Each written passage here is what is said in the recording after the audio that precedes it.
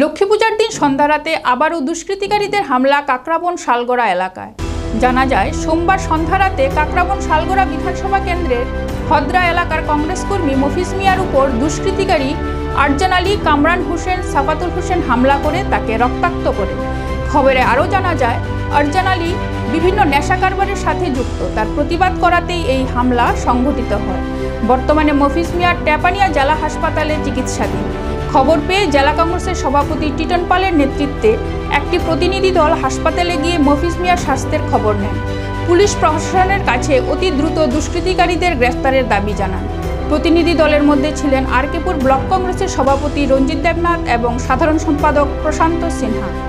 কাকরাবন শালগড়া বিধানসভা কেন্দ্রের হদ্রা এলাকায় গতকাল সন্ধ্যার সময় আমাদের কংগ্রেস কর্মী মফিজ মিয়ার উপর বিজেপি দুষ্কৃতীরা সেখানে হামলা করে। আরজান আলীর নেতৃত্বে আরজান আলী, ওনার সেখানে কামরান হোসেন আর সাফাতুল ইসলাম, এই তিনজন বিজেপির দুষ্কৃতিকারী।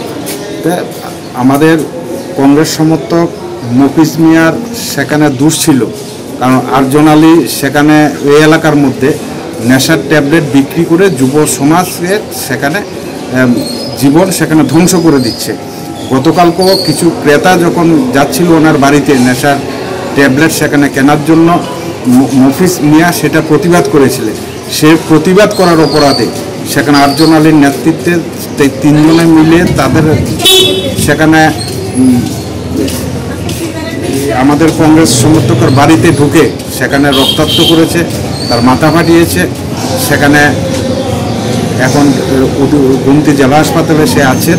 আমরা উদয়পুর জেলা কংগ্রেসের তরফ থেকে আমরা এসেছি সেখানে ওনাকে দেখার জন্য। ওনাকে দেখলাম যে মাথার মধ্যে অনেকগুলো সেখানে সেলাই লেগেছে।